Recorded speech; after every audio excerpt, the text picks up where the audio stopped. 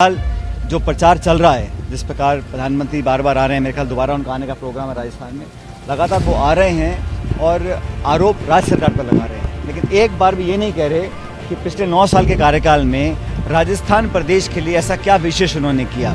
आप यहाँ पर आकर आप घोषणाएँ कर जाएँ, लेकिन जो ज्वलंत मुद्दे हैं, चाहे वो ERCP का है, चाहे हमारी जो परियोजनाएँ अटकी हुई हैं धनराशि के अभाव में, रेल परियोजनाएँ हैं, बड़ी बड़ी योजनाएँ हैं, और राजस्थान सरकार का जो हमारा धनराशि बकाया है उसको केंद्र सरकार वापस नहीं कर रही है। इन 5 सालों में बीजेपी ने कोई वैकल्पिक व्यवस्था की कोई परियोजना जनता के सामने प्रस्तुत नहीं करी है, कोई रोड मैप ब्लूप्रिंट तैयार नहीं किया, और जो चुनावी रणनीति होती है उसमें भी कांग्रेस बहुत आगे है भाजपा से। इसलिए मुझे पूरा विश्वास है, ना सिर्फ इस जिले जहाँ का मैं प्रतिनिधि हूँ लेकिन समूचे राजस्थान में कांग्रेस पार्टी को अच्छा बहुमत मिलेगा। टिकट वितरण हमारे यहाँ प्रणाली एक बड़ी स्पष्ट है। हमारे ऑब्जर्वर्स, हमारे प्रभारी, सह प्रभारी जिलों में घूम रहे हैं, आज भी कई जिलों में लोग जा रहे हैं, अपनी रिपोर्ट तैयार कर रहे हैं, और कार्यकर्ता जनता का फीडबैक लेकर टिकट दिए जाएंगे। जो जीतने वाला होगा उसी को पार्टी अपना उम्मीदवार बनाएगी, बाकी सब उसका समर्थन करेंगे। मैंने कल भी कहा, मैं दोबारा कह रहा हूँ, ये किसी की पसंद नापसंद, किसी का गोट कुछ नहीं चलेगा तेरा मेरा, और जो डिजर्विंग कैंडिडेट होगा, जो मेहनत धरातल पे कर रहा है, और मैं तो हमेशा युवाओं का पक्षधर रहा हूँ, राहुल जी भी कहते आए हैं, कांग्रेस पार्टी भी कहती है कि नौजवानों को मौका मिलना चाहिए।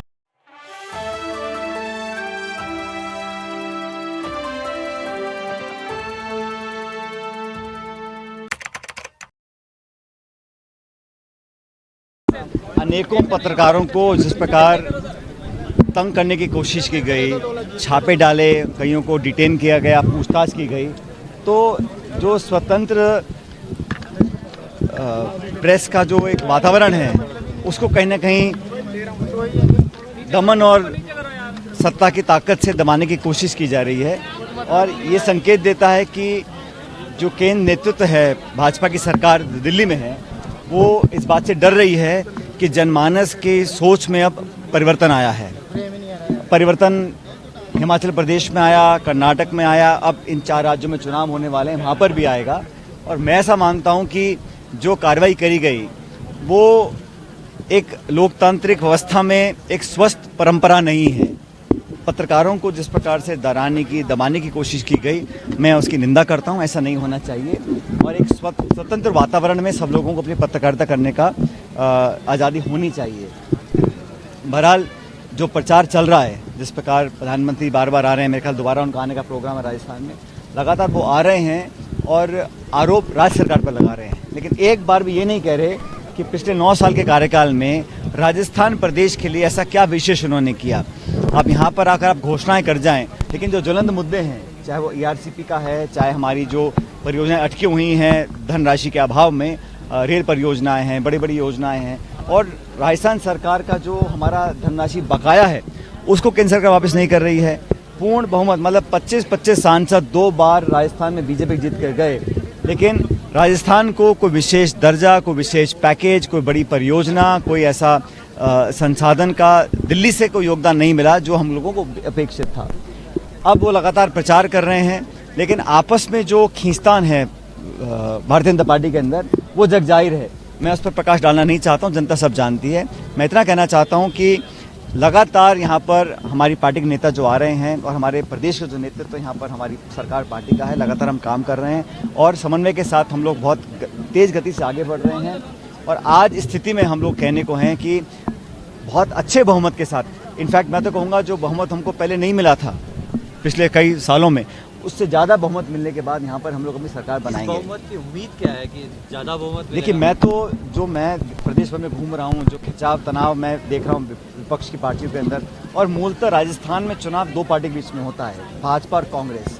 बाकी छोटे दल पहले भी चुनाव लड़ते आए हैं, आज भी चुनाव लड़ेंगे, शायद भविष्य में लड़ें, लेकिन मुख्य मुकाबला भाजपा कांग्रेस में होगा।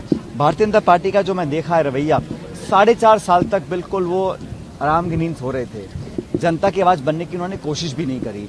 और जनता भी समझ रही है कि अब चुनाव हैं, इसलिए यात्राएं निकल रही हैं, आक्रोश यात्रा, परिवर्तन यात्रा, संकल्प यात्रा, लेकिन पब्लिक के इंटरेस्ट की कोई बात नहीं कर रहा। मैंने पहले भी कहा, राजस्थान की जनता के लिए भाजपा का क्या विजन है, क्या रोड मैप है। 5 साल में अगर आप सरकार में आएंगे तो क्या करेंगे। पहले सरकार वसुंधरा जी की थी, जनता ने इसको हराया, लेकिन इन 5 सालों में बीजेपी ने कोई वैकल्पिक व्यवस्था की कोई परियोजना जनता के सामने प्रस्तुत नहीं करी है, कोई रोड मैप ब्लूप्रिंट तैयार नहीं किया, और जो चुनावी रणनीति होती है उसमें भी कांग्रेस बहुत आगे है भाजपा से, इसलिए मुझे पूरा विश्वास है ना सिर्फ इस जिले जहाँ का मैं प्रतिनिधि हूँ टोंक, लेकिन समूचे राजस्थान में कांग्रेस पार्टी को अच्छा बहुमत मिलेगा। ताकि बीच में लोकप्रिय क्या करें? क्या पूरे मुद्दे केंद्र वाले रहने वाले हैं या लोकल मुद्दों पर भी कांग्रेस मैदान में रहेगी? देखिए, अब तो दोनों मुद्दे बराबर हैं क्योंकि 9 साल जनता ने पूरा बहुमत बीजेपी को दिया, पूरा समय उनके पास था, एक पूर्ण बहुमत की सरकार थी, सिंगल पार्टी मेजोरिटी बहुत सालों के बाद, मेरे ख्याल सन 84 के बाद पहली बार पूर्ण बहुमत किसी एक पार्टी को मिला। लेकिन उस बहुमत का आपने किया क्या?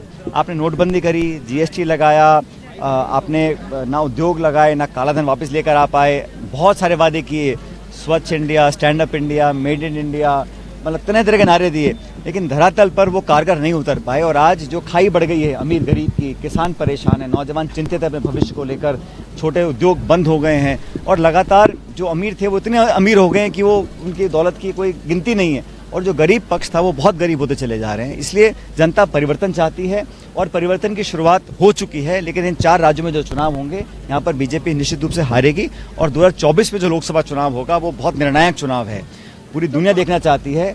और मैं ऐसा मानता हूँ कि लगातार कांग्रेस पार्टी का कद और ताकत कार्यकर्ताओं में बढ़ती जा रही है, लोगों के अंदर उनका एक सकारात्मक, लोग अपने आप को महसूस कर रहे हैं कांग्रेस के पक्ष में, इसलिए मुझे पूर्ण विश्वास है कि पहले से ज़्यादा बहुमत लेकर हम लोग जीत कर जाएंगे। एक बिदुड़ी को के खिलाफ जो है एक बिदुड़ी को उतारा है। भाई वो तो बीजेपी का निर्णय है, किसको कहाँ चुनाव लड़ाना है, क्या जिम्मेदारी देनी है, ये तो उनका अपना निर्णय है। लेकिन पब्लिक को, एक सेकंड, पब्लिक ये अपने आप निर्णय कर लेगी कि किसको कहाँ वोट डालना है। कोशिश हर दल करेगा, हर पार्टी करेगी, लेकिन अपनी जिम्मेदारी को निभानी पड़ेगी जो अपनी पार्टी का काम करते हैं। मैं किसी व्यक्ति पर टिप्पणी नहीं करूंगा, मैं सबको जनता पे छोड़ता हूं, वो निर्णय करेंगे कि किसको वोट डालना है, किसको नहीं डालना है। सर, आगामी विधानसभा के चुनाव आने वाले हैं, विधानसभाओं के अंदर कितने लोगों के टिकट काटे जाएंगे? देखिए, ये निर्णय पार्टी का है, लेकिन मैंने कल भी कहा था जयपुर के अंदर, टिकट वितरण हमारे यहाँ प्रणाली एक बड़ी स्पष्ट है। हमारे ऑब्जर्वर्स, हमारे प्रभारी, सह प्रभारी जिलों में घूम रहे हैं, आज भी कई जिलों में लोग जा रहे हैं, अपनी रिपोर्ट तैयार कर रहे हैं और कार्यकर्ता जनता का फीडबैक लेकर टिकट दिए जाएंगे।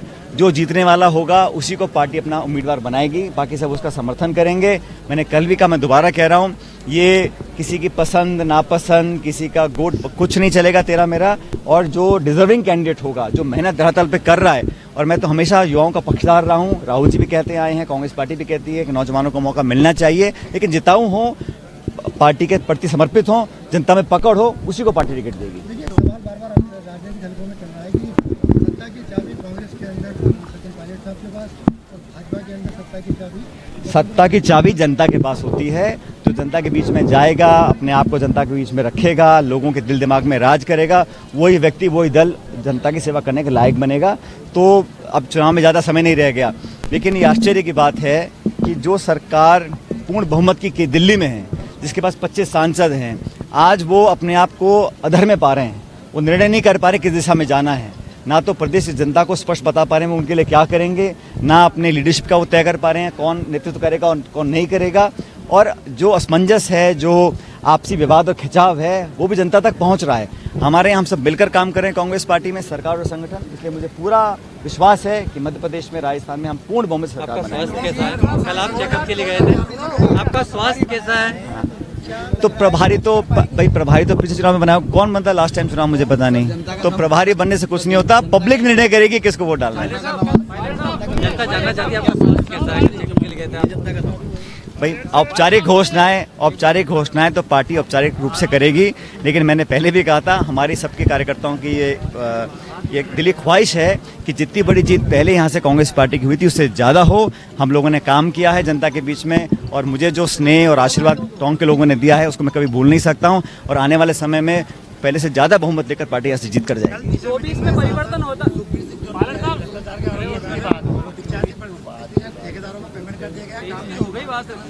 मैंने स्टेटमेंट देखा नहीं है, जो भी भाई चुनाव के समय आरोप लगाना को आम बात है, लेकिन जहाँ तक कामों की बात है, मैं समझता हूँ जनता निर्णय कर रही है कि पहले कितने काम हुए, अब कितने काम हुए, केंद्र सरकार ने कितने काम कराए और हमने कितने काम कराए। अगर परिवर्तन होता तो रेल कितने दिनों में आ जाएगी? ये हमारा पुराना कमिटमेंट है, हम लोग करना भी चाह रहे हैं, लेकिन ये ऐसा है, सुनो मेरी बात, डिफेंस, टेलीकम्युनिकेशन, रेलवेज, ये केंद्र सरकार के महकमे हैं।